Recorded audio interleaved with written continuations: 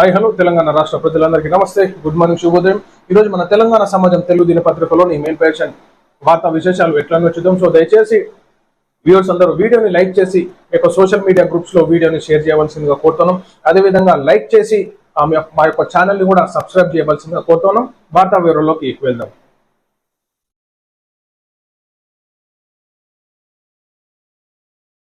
పేదరిక నిర్మూలన, ఆర్థికాభివృద్ధిపై భారత్ దృష్టి. భారత్ ను ద్వేషించడమే పాక్ పని, మనకు హాని కలిగించే చర్యలతోనే సరి. భారత్ విభజన తర్వాత పాక్ సాధించింది ఇదే. గుజరాత్ పర్యటనలో మరోమారు పాక్ పై ప్రధాని విమర్శలు అన్నట్టు చూసుకోవచ్చు. ఏదైతే భారత్ కి ఏ విధంగా ఉన్నా నష్టం కలిగిస్తే చాలు మరొక పైశాచిక ఆనందం పొందుతారు అన్నట్టు నరేంద్ర మోడీ గారిని ప్రసంగంలో చెప్పడం జరిగింది. ఈనాడు దేశ అభివృద్ధి కోసం పాకిస్తాన్ ఆలోచించదు కానీ, ఆ పేదల నిర్మూలన కోసం పాకిస్తాన్ ఆలోచించదు కానీ భారతదేశంని ఎట్లా నష్టం చేయాలనే మాత్రం ఆలోచిస్తారు. సో ఆ బుద్ధి ఉన్నటువంటి దేశ ఉన్నటువంటి పెద్దలు కానీ ఉన్నటువంటి ప్రధాని కానీ ఆ బుద్ధి ఉంటే బాగుపడేటటువంటి లక్షణాలు ఎప్పటికీ ఉండదు, ఆ దేశం బాగుపడదు అన్నట్టు నరేంద్ర మోడీ గారు చెప్పినారు. కానీ ఈనాడు భారతదేశం ఒక పేదల నిర్మూలనకై కృషి చేస్తా ఉంది, ఈనాడు ఆర్థిక అభివృద్ధి కోసం కృషి చేస్తుందని చెప్పేసి అదేవిధంగా ఆపరేషన్ సింధూర్ లో భాగంగా అధికారులని ప్రశంసించడం జరిగింది ఎవరైతే పాల్గొన్నారో. అదేవిధంగా దేశ ప్రజలందరూ సపోర్ట్ గా నిలిచినందుకు వాళ్ళకు కూడా నరేంద్ర మోడీ గారు కృతజ్ఞతలు తెలపడం జరిగింది అనమాట.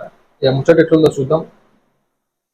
భారత్ ను ద్వేషించడం, మనకు హాని కలిగించే మార్గాల గురించి ఆలోచించడమే పాకిస్తాన్ ముందున్న లక్ష్యమని ప్రధాని మోడీ మండిపడ్డారు. గుజరాత్ పర్యటనలో పాకిస్తాన్ పై ప్రధాని నరేంద్ర మోడీ తీవ్ర స్థాయిలో విరుచుకుపడ్డారు. ఆ దేశం ఏకైక లక్ష్యం అదేనని అన్నారు. భారత్ మాత్రం దేశంలోని పేదరికాన్ని నిర్మూలించి ఆర్థికాభివృద్ధి సాధించే లక్ష్యంతో ముందుకెళ్తోందన్నారు. సోమవారం గుజరాత్ లోని దాహోద్ లో 24,000 కోట్ల విలువైన అభివృద్ధి పనులకు శంకుస్థాపనలు, ప్రారంభోత్సవ కార్యక్రమాల్లో పాల్గొన్నారు.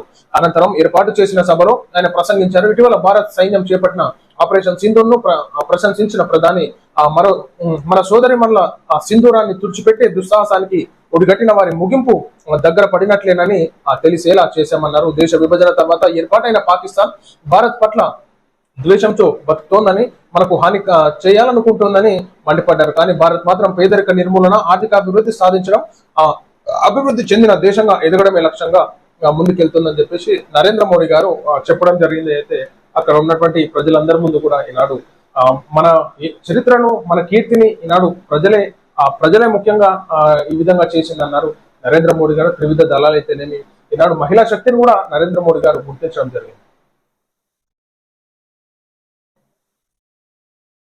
కులగణన ముమ్మాటికి రాహుల్ విజయం.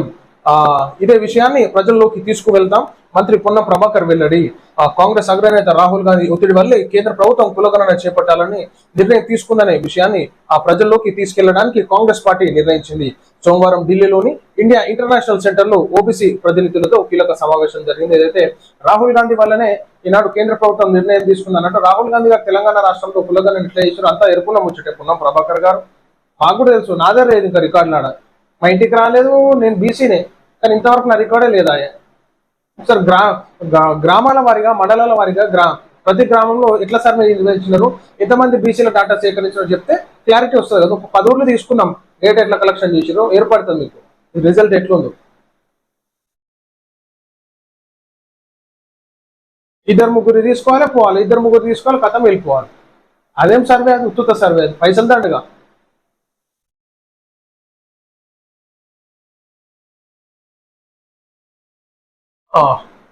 కాంగ్రెస్ వస్తే కరెంట్ ఉండదని కేసీఆర్ అన్నారు.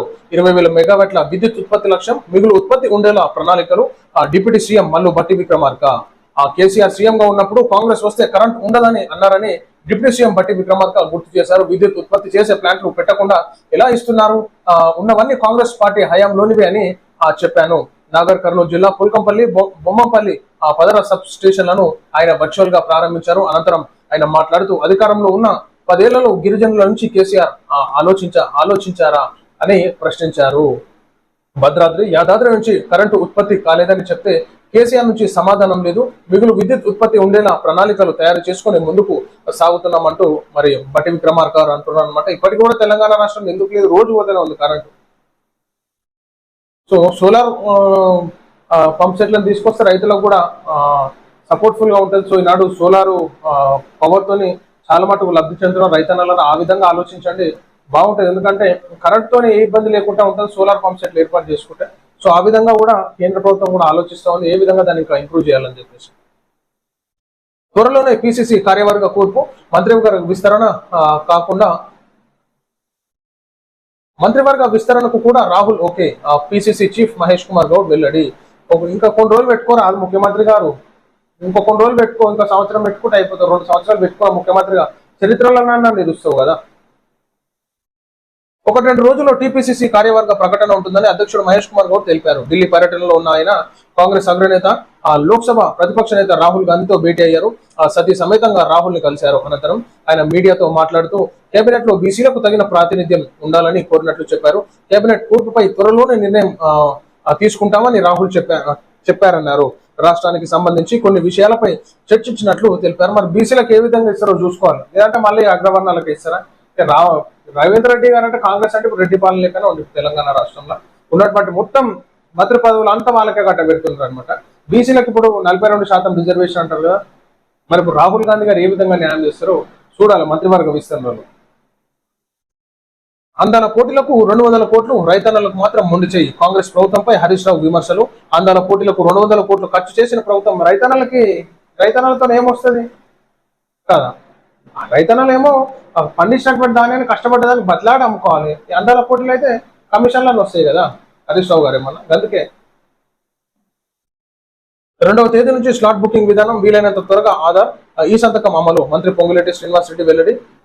అవినీతి రహితంగా పారదర్శకంగా సమయాన్ని ఆదా చేయాలనే ఉద్దేశంతో రాష్ట్రం వ్యాప్తంగా వచ్చే నెల 2వ తేదీ నుంచి ఆ స్లాట్ బుకింగ్ విధానాన్ని తీసుకొస్తున్న నేపథ్యంలో ఆధార్ ఈ సంతకం కూడా వీలైనంత త్వరగా అమలులోకి తీసుకురావాలని రాష్ట్ర రెవెన్యూ, హౌసింగ్, సమాచార, పౌర సంబంధాల శాఖ మంత్రి పొంగులేటి శ్రీనివాస్ రెడ్డి అధికారులకు ఆదేశించారు. ఇక బుకింగ్ విధానంతోనే రిజిస్ట్రేషన్లు స్టార్ట్ చేసుకోవచ్చు.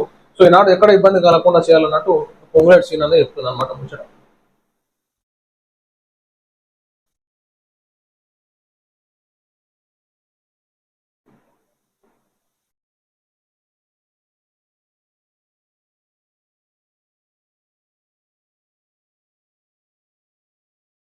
ట్రాఫిక్ విధుల్లో ట్రాన్స్జెండర్ల తీరు బేష్, అవకాశం ఇస్తే రాణిస్తామని నిరూపించారు. సచివాలయంలో ట్రాన్స్జెండర్లతో మంత్రి సీతక్క అన్నట్టు మనం మీద చూసుకోవచ్చు.